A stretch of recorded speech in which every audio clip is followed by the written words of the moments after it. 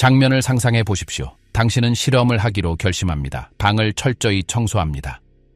모든 선반을 닫고 모든 구석을 진공 청소기로 밀고 가구를 반짝이게 만듭니다. 그런 다음 문을 잠그고 창문을 밀봉하며 틈새가 하나도 남지 않았는지 확인합니다. 몇 달 동안 아무도 그곳에 들어가지 않을 것입니다. 돌아왔을 때 당신은 모든 것이 그대로일 것이라는 확신을 가지고 문을 엽니다. 그리고 그때 현실이 당신을 덮칩니다. 가늘지만 분명한 회색 먼지층이 모든 표면을 덮고 있습니다. 마치 유령이 그곳에 살았던 것 같고 누군가 당신을 괴롭히려고 일부러 들어온 것 같습니다. 하지만 아닙니다. 아무도 들어오지 않았습니다. 창문은 여전히 닫혀 있고 문은 여전히 밀봉되어 있습니다. 어떻게 가능할까요?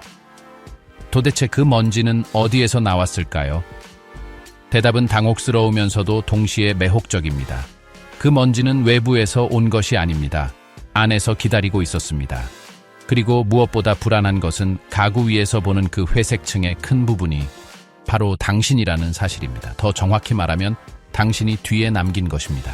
보이지 않는 군대, 그 입자들이 실제로 구성하는 것. 닫힌 방에서도 왜 먼지가 나타나는지 이해하려면 먼저 그것이 정확히 무엇인지 이해해야 합니다. 먼지는 단일한 것이 아닙니다. 그것은 단순히 거리에서 오는 일반적인 오염 물질이 아닙니다. 그것은 우리 주변에 보이지 않게 떠다니는 다양한 물질들의 미세한 칵테일이자 복잡한 혼합물입니다. 가정 먼지의 중요한 부분은 우리 자신에게서 직접 나옵니다. 인간은 끊임없이 죽은 피부세포를 잃습니다. 매일 수백만 개에 달합니다. 옷과의 마찰, 움직임, 단순히 시간이 흐름에 따라 떨어져 나갑니다. 이 세포들은 미세하여 육안으로는 보이지 않습니다. 공중에 떠다니다가 표면에 내려앉아 쌓입니다. 당신이 방에 있을 때 당신은 끊임없이 자신의 흔적을 도처에 남기고 있습니다. 거기에 머리카락 조각, 옷, 카펫, 커튼, 천을 씌운 가구에서 떨어져 나오는 아주 작은 섬유들이 더해집니다. 모든 직물은 아무리 안정적으로 보여도 끊임없이 아주 작은 입자들을 잃고 있습니다. 마치 우리를 둘러싼 모든 것이 느리고 감지할 수 없는 붕괴 상태에 있는 것과 같습니다. 그 다음은 외부입니다. 꽃가루, 곰팡이 포자, 흙입자, 오염 물질, 재 등이 있습니다. 이 모든 것이 우리가 숨쉬는 공기 중에 떠다닙니다.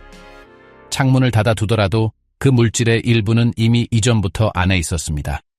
그리고 다른 일부는 나중에 보겠지만 안으로 스며들 방법을 찾아냅니다. 스스로를 먹어치우는 집, 환경에 침묵하는 분해. 먼지에 대해 생각할 때 거의 아무도 고려하지 않는 요소가 있는데 그것은 건물 자체가 스스로 오염 물질을 생성한다는 것입니다. 벽, 천장, 바닥, 건축 자재 등 모든 것이 시간이 지남에 따라 미세한 수준에서 퇴화합니다. 페인트는 보이지 않는 입자로 벗겨집니다. 나무는 아주 작은 섬유를 내놓습니다. 가장 단단한 콘크리트도 온도와 습도의 변화에 따라 무기질 먼지의 미세 입자를 방출합니다. 추위를 막기 위해 넣은 벽의 단열자에 또한 퇴화하며 입자를 방출합니다. 집은 천천히 스스로를 소모하고 있으며 그 과정의 잔해들이 당신의 가구 위로 떨어집니다. 심지어 무생물들도 기여합니다. 최근 시간이 흐르면서 종이 섬유를 내놓습니다.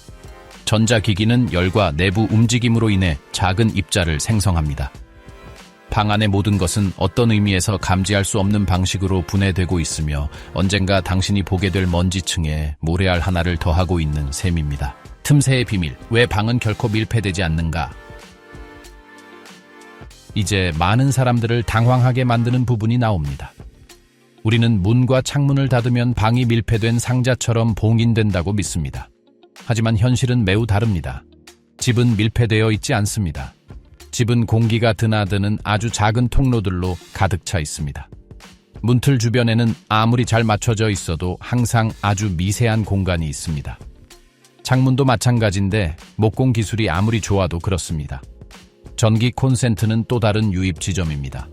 공기는 메커니즘 주변의 작은 틈새를 통해 스며들 수 있습니다.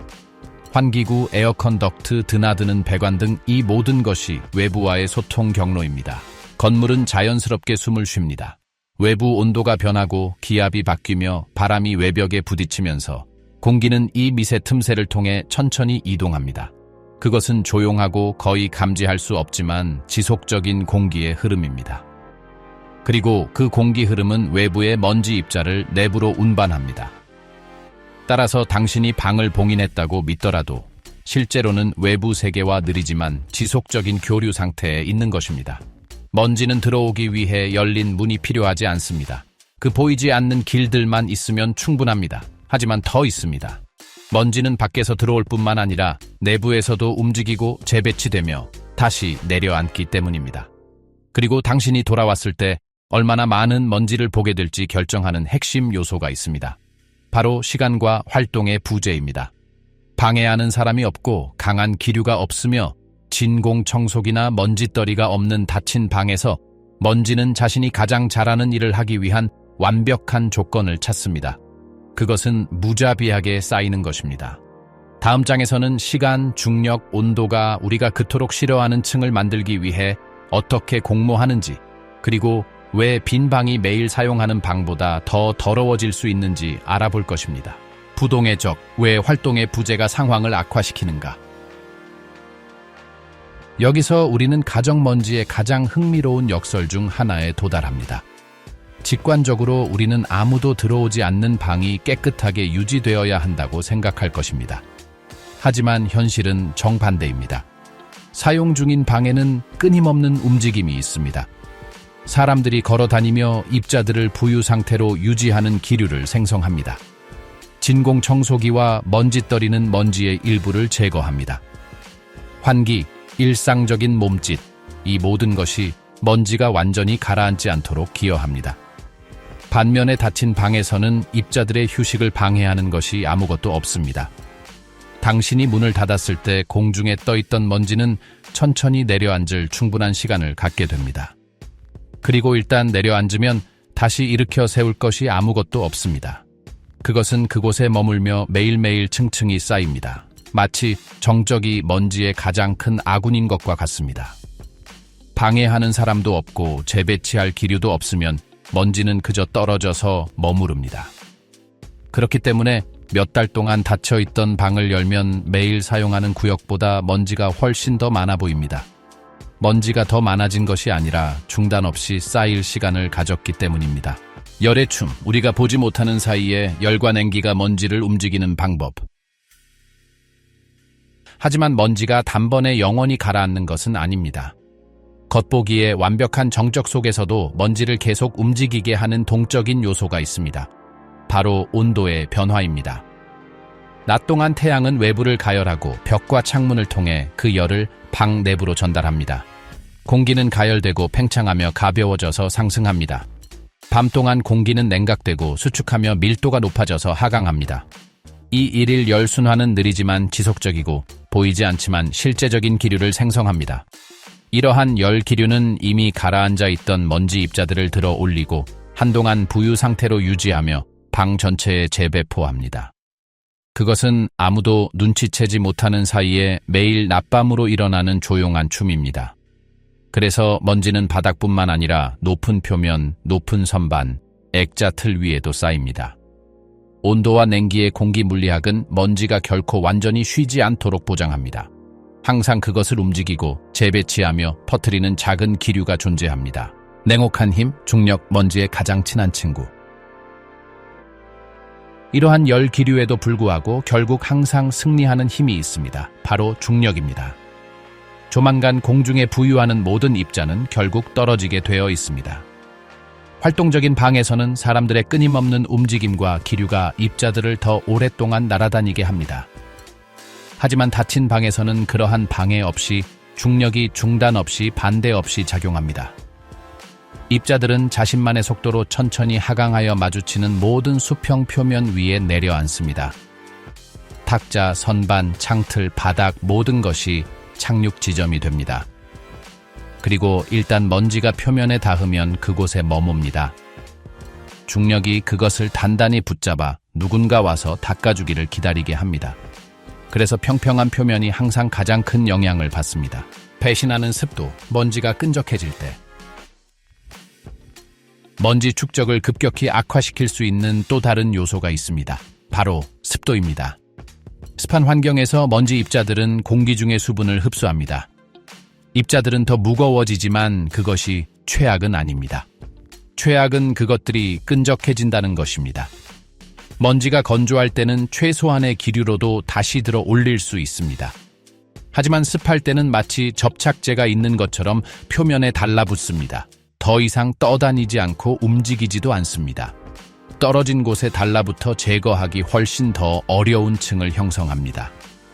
게다가 습도는 먼지 속에 존재하는 죽은 피부 세포와 다른 유기 입자들을 먹고 사는 진드기와 곰팡이의 출현을 돕습니다.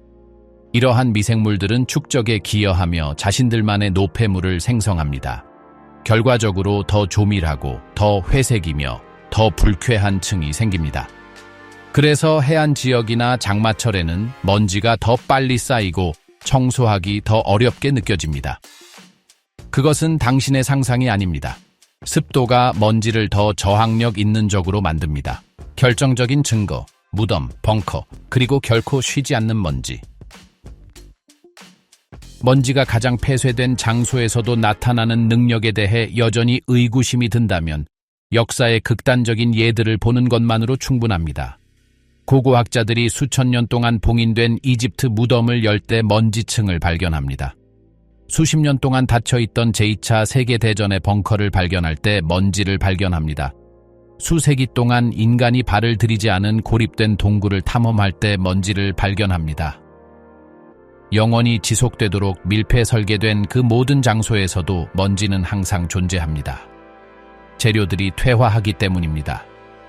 돌은 가루가 됩니다. 나무는 분해됩니다. 금속은 산화됩니다. 존재하는 모든 것은 시간이 흐르면서 미세한 입자로 분해됩니다. 그리고 그 입자들은 떨어져서 쌓입니다. 먼지는 당신이 들어오는 것을 필요로 하지 않습니다. 열린 창문도 필요하지 않습니다. 기류도 필요하지 않습니다. 먼지는 사물의 존재 자체에서 오는 피할 수 없는 결과입니다.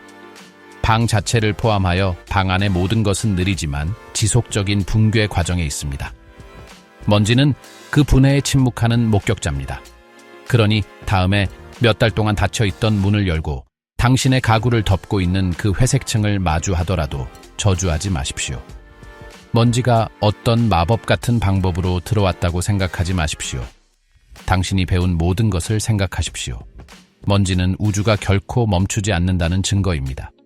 당신이 방을 아무리 봉인하고 방치하더라도 시간은 계속 흐릅니다. 그리고 시간은 항상 흔적을 남깁니다. 먼지의 형태로 말입니다.